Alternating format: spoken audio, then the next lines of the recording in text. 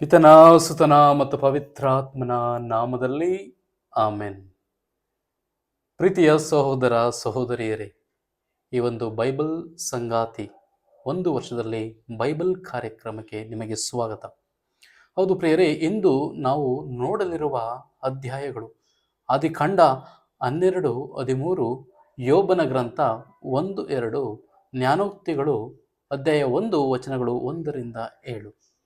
Yes, today we are going to meditate, reflect on the books of the Bible. In the Old Testament, Genesis chapters 12, 13, book of Job chapters 1, 2, and Proverbs chapter 1 verses 1-7. ಹೌದು ಪ್ರಿಯರೇ, ವಿಶೇಷವಾಗಿ ಈ ಎಲ್ಲ ಪುಸ್ತಕಗಳಲ್ಲಿ ನೋಡುವಾಗ ನಾವು ಇಂದು ಯಾತನೆ ಮನುಷ್ಯನಿಗೆ ಯಾಕೆ ಸಂಕಷ್ಟಕ್ಕೆ ಮನುಷ್ಯ ಒಳಗಾಗುತ್ತಾನೆ ಎಂಬುದರ ಬಗ್ಗೆ ನಾವು ತಿಳಿಯುತ್ತೇವೆ. ಮಾತ್ರವಲ್ಲ, ಈ ಯಾತನೆಯೊಂದಿಗೆ ಸರ್ವೇಶ್ವರ ಸ್ವಾಮಿ ನಮಗೆ ಮಹೋನ್ನತ, ಅಂದರೆ ಉನ್ನತ ಜೀವನವನ್ನು, ಆಶೀರ್ವಾದದ ಜೀವನವನ್ನು ಕರುಣಿಸುತ್ತಾರೆ. ಅದನ್ನೇ ಆದಿಕಾಂಡ ಅಧ್ಯಾಯ 12 ನೋಡುತ್ತಾರೆ. ವಿಶೇಷವಾಗಿ ಆದಿಕಾಂಡದಲ್ಲಿ ವಚನಗಳು 1-3 ಸರ್ವೇಶ್ವರ ಸ್ವಾಮಿ ಅಬ್ರಹಾಮನಿಗೆ ಕರೆ ನೀಡುತ್ತಾರೆ.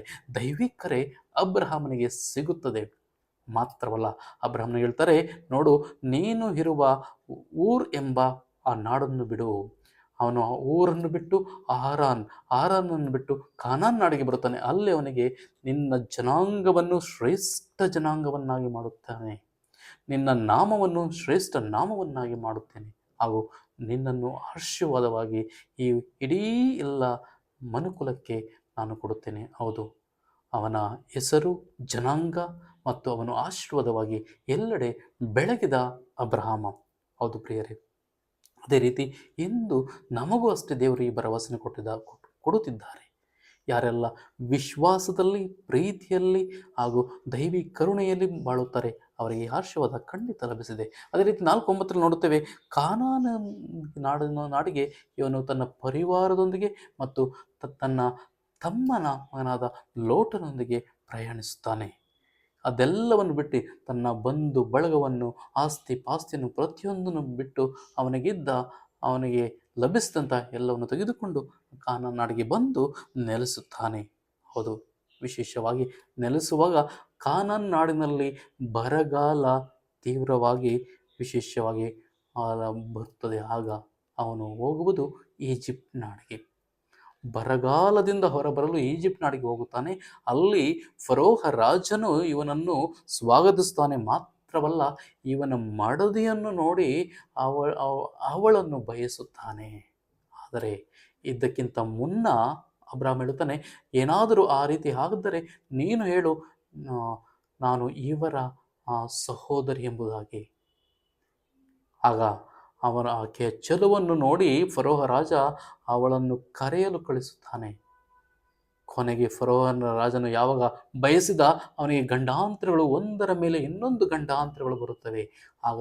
ಆಗ ಫರೋಹನಿಗೆ ಕಷ್ಟ ಸಂಕಟಗಳು ಬಂದಾಗ ಇವನಿಗೆ ಕೊನೆಗೆ ಅರಿವಾಗುತ್ತದೆ, ಸತ್ಯ ಗೊತ್ತಾಗುತ್ತದೆ, ಈಕೆ ಸಹೋದರಿಯಲ್ಲ, ಅಬ್ರಹಾಮನ ಹೆಂಡತಿ ಸಾರಾಯಳು. ಹೌದು, ಯಾಕೆ ನೀನು ನನಗೆ ಹೀಗೆ ಮಾಡಿದೆ ಎಂಬುದಾಗಿ ಫರೋಹ ಅಬ್ರಹಾಮ್ ಕೇಳ್ತಾನೆ. ಈಗಲೇ ಎಲ್ಲ ನಿನ್ನ ಹೆಂಡತಿಯನ್ನು ಕರೆದುಕೊಂಡು ಹೋಗು, ನಿನ್ನ ಹೆಂಡತಿಯನ್ನು ನಾನು ಬಯಸುವುದು ತಪ್ಪು ಎಂಬುದಾಗಿ ಅವರನ್ನು ಕಳಿಸಿಕೊಡುತ್ತಾನೆ. ಹೌದು, ಇದರಿಂದ ವಿಶೇಷವಾಗಿ ಫರೋಹನ ಆ ಒಂದು ಕುಲಕ್ಕೆ ಶಾಪ ಬರುತ್ತದೆ. ಹೌದು, ದೇವರಿಂದ ಮಹಾಶಾಪ.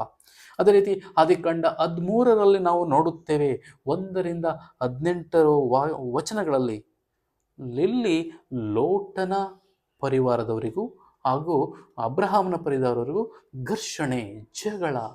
ಹೌದು, ಅಬ್ರಹಾಮನ ದನ ಕಾಯುವವರು ಹಾಗೂ ಲೋಟನ ದನಗಳನ್ನು ಜಾನುವಾರುಗಳನ್ನು ನೋಡಿಕೊಳ್ಳುವವರ ನಡುವೆ ಘರ್ಷಣೆ ಉಂಟಾಗಿ ಇವರಿಬ್ಬರಲ್ಲಿ ಒಂದು ನಿರ್ಧಾರ ಏರ್ಪಡುತ್ತದೆ. ಅದೇನೆಂದರೆ, ಇನ್ನು ಮೇಲೆ ನಾವಿಬ್ಬರು ಬೇರೆ ಬೇರೆ ಜೀವಿಸೋಣ.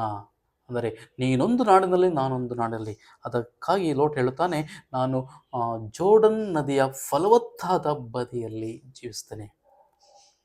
ಹೌದು, ಇದರಲ್ಲಿ ನಾವು ಅಬ್ರಹಾಮನ ಒಂದು ವಿಶಿಷ್ಟವಾದ ನಾ ಒಂದು ಮೌಲ್ಯವುಳ್ಳ ಗುಣವನ್ನು ನೋಡಬಹುದು. ಅದೇನೆಂದರೆ, ಮೊದಲು ಲೋಟನಿಗೆ ಬಿಟ್ಟು ಕೊಡುತ್ತಾನೆ. ನೀನು ಯಾವ ನಾಡನ್ನು ಬೇಕಾದರೂ ಆರಿಸಿಕೊ, ಭೂಮಿಯನ್ನು ಆರಿಸಿಕೊ, ನೀನು ಆರಿಸಿಕೊಂಡು ಬಿಟ್ಟ ನಾಡನ್ನು ನಾನು ಅಲ್ಲಿ ಹೋಗಿ ನೆಲೆಸುತ್ತೇನೆ, ಅದನ್ನು ನಾನು ಆವರಿಸಿಕೊಳ್ಳುತ್ತೇನೆ. ಹೌದು, ಅದಕ್ಕಾಗಿ ಅಬ್ರಹಾಮನನ್ನು ದೇವರು ಬಹಳವಾಗಿ ಮೆಚ್ಚಿದರು. ಹೌದು ಪ್ರಿಯರೇ, ಇಂದು ನಮ್ಮನ್ನು ಅಷ್ಟೇ ನಾವು ನಮ್ಮ ದೇವರ ಸಮ್ಮುಖದಲ್ಲಿ ನಮ್ಮನ್ನು ತಗ್ಗಿಸಿಕೊಂಡಾಗ ದೇವರು ನಮ್ಮನ್ನು ಒಂದಲ್ಲ ಒಂದು ದಿನ ಮೇಲಕ್ಕೆತ್ತುವರು. ಹೌದು, ಅಲ್ಲಿ ಅಬ್ರಹಾಂ ಕಾನಾನ್ ನಾಡನ್ನು ಆವರಿಸಿಕೊಳ್ಳುತ್ತಾನೆ, ಹಾಗೂ ಜೋರ್ಡಾ ನದಿಯ ಫಲವತ್ತಾದ ಭೂಮಿಯನ್ನು ಲೋತನು ಆವರಿಸಿಕೊಳ್ಳುತ್ತಾನೆ. ಹಾಗೆ ನಾವು ಯೋಬನ ಗ್ರಂಥ 1ನೇ ಅಧ್ಯಾಯಕ್ಕೆ ಬಂದರೆ 1ರಿಂದ 5 ವಚನಗಳನ್ನು ನೋಡುತ್ತೇವೆ. ಇಲ್ಲಿ ಯೋಬನ ಬಗ್ಗೆ ಪೀಠಿಕೆ ಸೃಷ್ಟಿಯಾಗಿರುತ್ತದೆ. ಹೌದು, ಇವನೋರ್ವ ನಿರ್ದೋಷಿ, ಸತ್ಯವಂತ, ದೇವರಲ್ಲಿ ಭಯಭಕ್ತಿಯುಳ್ಳವನು ಮಾತ್ರವಲ್ಲ, ಇವನು ಯಾವುದೇ ಒಂದು ಪಾಪ ಕೃತ್ಯಕ್ಕೆ ಒಳಗಾಗಿರಲಿಲ್ಲ. ಇವನಿಗೆ 7 ಮಕ್ಕಳು, 7 ಗಂಡು ಮಕ್ಕಳು, 3 ಹೆಣ್ಣು ಮಕ್ಕಳು, 7,000 ಕುರಿಗಳು, 3,000 ಒಂಟೆಗಳು, 500 ಎತ್ತು ಜೋಡೆತ್ತುಗಳು ಎಲ್ಲವೂ ಇದ್ದವು, ಕಾಳುಗಳು ಎಲ್ಲವೂ ಇದ್ದವು. ಆದರೆ ವಿಶೇಷವಾಗಿ 6:12 ವಚನಗಳಲ್ಲಿ ನೋಡುತ್ತೇವೆ, ಆ ಒಂದು ಸ್ವರ್ಗಪೀಠದಲ್ಲಿ ಸೈತಾನನ ಮತ್ತು ಸರ್ವೇಶ್ವರ ಸ್ವಾಮಿಯ ಮಧ್ಯೆ ಸಂಭಾಷಣೆ ಉಂಟಾಗುತ್ತದೆ. ಅಲ್ಲಿ ದೇವರು ಹೇಳ್ತಾರೆ, ನೋಡು, ನನ್ನ ಮಗ ಯೋಬ ಎಷ್ಟು ನಿರ್ದೋಷಿ, ಸತ್ಯವಂತ, ನನ್ನ ಮಗ. ಆಗ ಸೈತಾನ ಸವಾಲಾಗುತ್ತಾನೆ ಸರ್ವೇಶ್ವರ ಸ್ವಾಮಿಗೆ, ನೀವು ಅವನಿಗೆ ಕೊಡುವ ಸಹಾಯ ಸಹಕಾರವನ್ನು ಹಿಂತೆಗೆದುಕೊಳ್ಳಿರಿ, ಆಗ ನೀವು ಅವನ ನಿಜವಾದ ಗುಣವನ್ನು ನೋಡುವಿರಿ. ಆಯಿತು, ನಾನು ಹಾಗೇ ಆಗಲಿ, ನನ್ನ ಸಹಾಯ ಸಹಕಾರವನ್ನು ಹಿಂತೆಗೆದುಕೊಳ್ಳುತ್ತೆ ಎಂಬುದಾಗಿ ಅದನ್ನು ನಾವು 13:12 ನೋಡುತ್ತೇವೆ. ಆತನ ಆಳು ಕಾಳುಗಳು, ಪುತ್ರರು ಪುತ್ರಿಯರು ಎಲ್ಲರೂ ಮೃತರಾಗುತ್ತಾರೆ. ಒಂದಲ್ಲ ಇನ್ನೊಂದು ಗಂಡಾಂತರಗಳು ಬಂದು ಎಲ್ಲರೂ ನಾಶವಾಗುತ್ತಾರೆ. ಆದರೂ ಯೋಬನು ಎಲ್ಲೂ ಮರುಗುವುದಿಲ್ಲ. ವಿಶೇಷವಾಗಿ 21ನೇ ವಚನದಲ್ಲಿ ನೋಡ್ತೇವೆ, ಸ್ವಾಮಿ, ನೀವು ಎಲ್ಲವನ್ನು ಕೊಟ್ಟಿರಿ, ಎಲ್ಲವನ್ನು ತೆಗೆದುಕೊಂಡಿರಿ, ಬೆತ್ತಲೆಯಾಗಿ ಬಂದೆ, ಬೆತ್ತಲೆಯಾಗಿ ಹೋಗುವೆ, ನಿಮಗೆ ಸ್ತೋತ್ರ, ನಿಮ್ಮ ನಾಮಕ್ಕೆ ಸ್ತೋತ್ರವಾಗಲಿ. ಎಂತಹ ಯೋಬನ ಒಂದು ಶ್ರೇಷ್ಠವಾದ ಗುಣ! ಅವನ ವಿಶ್ವಾಸ ಕದಲಲಿಲ್ಲ. ಅವನ ಪ್ರಾಮಾಣಿಕ ವಿಶ್ವಾಸವನ್ನು ದೇವರು ಮೆಚ್ಚಿದರು. ಹೌದು, ಅದನ್ನೇ ನಾವು ಯೋಬ 2ನೇ ಗ್ರಂಥದಲ್ಲಿ, ಅಂದರೆ 2ನೇ ಅಧ್ಯಾಯದಲ್ಲಿ ನೋಡುತ್ತೇವೆ. ಅಲ್ಲೂ ಸ್ವರ್ಗಪೀಠದಲ್ಲಿ ಮತ್ತೊಮ್ಮೆ ಸೈತಾನ ಗಸ್ತು ತಿರುಗಿ ಮತ್ತೆ ಬರುತ್ತಾನೆ.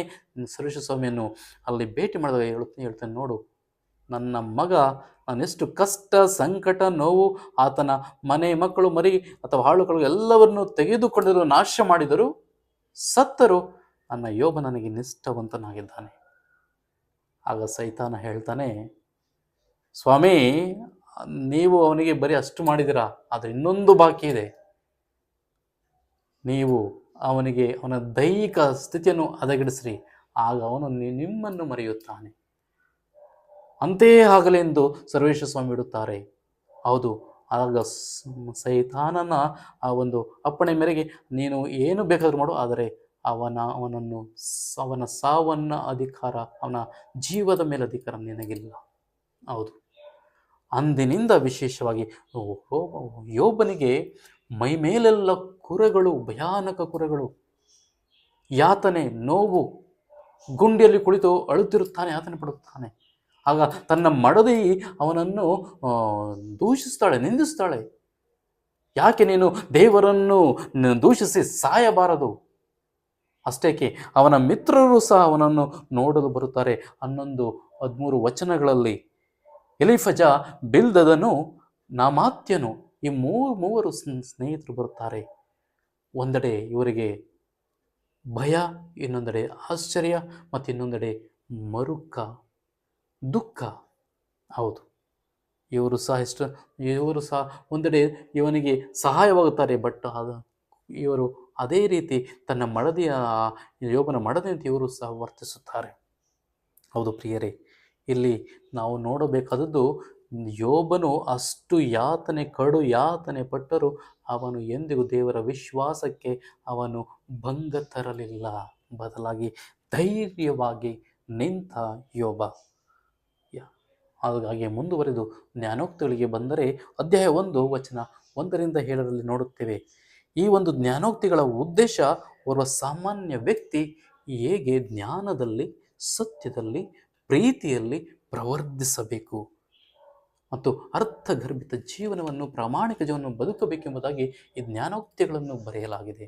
ಹೌದು ಪ್ರಿಯರೇ, ಆದ್ದರಿಂದ ನಮಗೆ ಇಂದು ನಮ್ಮ ಜ್ಞಾನದಿಂದ ಸಿಗುವ ಲಾಭಗಳು ವಿಶೇಷವಾಗಿ ನ್ಯಾಯ, ನೀತಿ, ಧರ್ಮ, ಸತ್ಯದಲ್ಲಿ ನಮ್ಮನ್ನು ಮುನ್ನಡೆಸುವಂಥವು. ಅದಕ್ಕಾಗಿ ಅಧ್ಯಾಯ 1 ವಚನಗಳಲ್ಲಿ ನೋಡುತ್ತೇವೆ, ವಿಶೇಷವಾಗಿ ದೇವರಲ್ಲಿ ಭಯ ಭಕ್ತಿಯೇ ನಿಜವಾದ ಜ್ಞಾನದ ಮೂಲ. ಹೌದು, ಆದ್ದರಿಂದ ಯಾರು ಭಯಭಕ್ತಿಯಲ್ಲಿ ದೇವರಲ್ಲಿ ಜೀವಿಸುತ್ತಾರೆ, ಯಾತನೆಯೊಂದನ್ನು ಸಹಿಸಿಕೊಂಡು, ಕಷ್ಟ, ಸಂಕಟ, ನೋವು, ಸಾವು ಎಲ್ಲವನ್ನು ಸಹಿಸಿಕೊಂಡು ಜೀವಿಸ್ತಾರೋ ಅವರನ್ನು ದೇವರು ಎಂದಿಗೂ ಕೈ ಬಿಡರು.